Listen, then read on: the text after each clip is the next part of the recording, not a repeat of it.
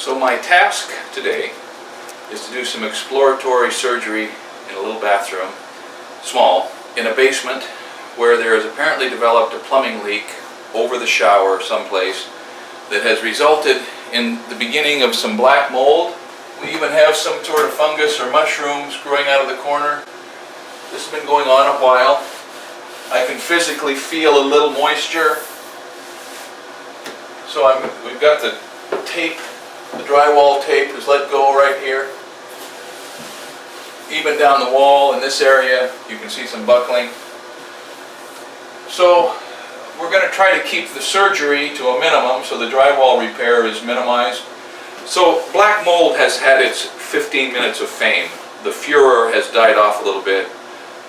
But the spores are not good for you. It's something to be avoided. There's a pretty stringent protocol. Perhaps, as with so many things, it was sensationalized enough that there was a slight overreaction. But the fact is, it's poisonous, or it can be.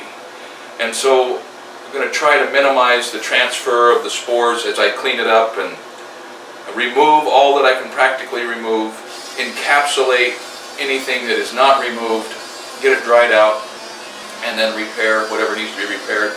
I'm hoping that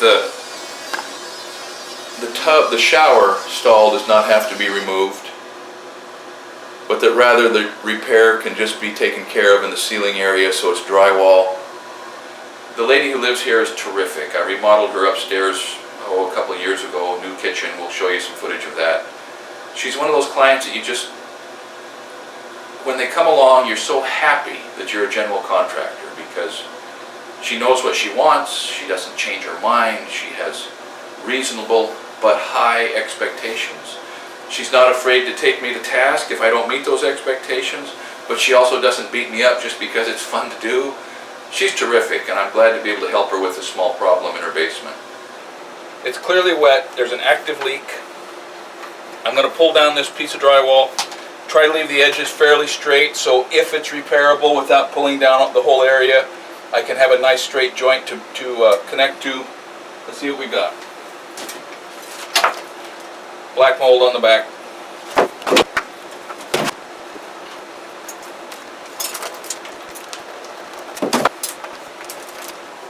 So we have uncovered the leak. It's a hot water line coming down from the hot water heater above, and where it goes through the bottom plate and the subfloor, I don't know if there's a drywall nail that has worn a hole in it or what. We're going to discover that from upstairs. But it's occurring above the cell between the ceiling joists. It's dripped down in here, soaked up the insulation, soaked up the drywall over to and down some of the sides. But I've cut it off here flush with the top of the shower stall. It's dry at that juncture. I don't think there's any mold behind the shower.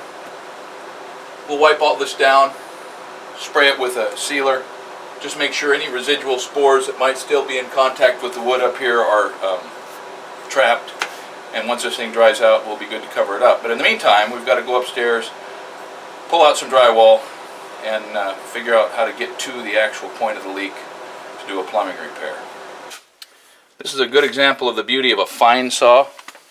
These things were originally made by the German tool manufacturer Fine, and now it's come to apply to any of these types of saws.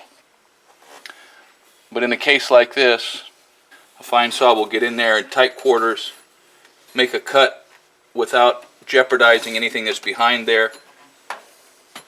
They don't make much dust.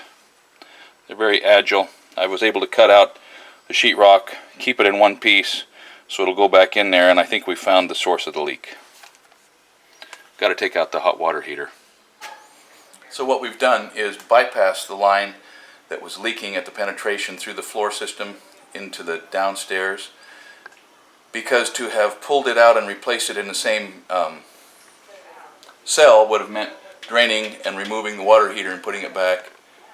So we just went down and came out in the joist area and put a piece of PEX up to the top, a new connection, a new copper flexible connection to the hot water heater.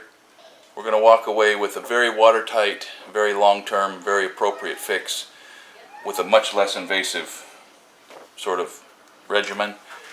I'm going to let 2 or 3 days go by, make sure the downstairs is all dried out, come back and probably hit it with some bleach water, dry it out again, encapsulate it, and then sheetrock it.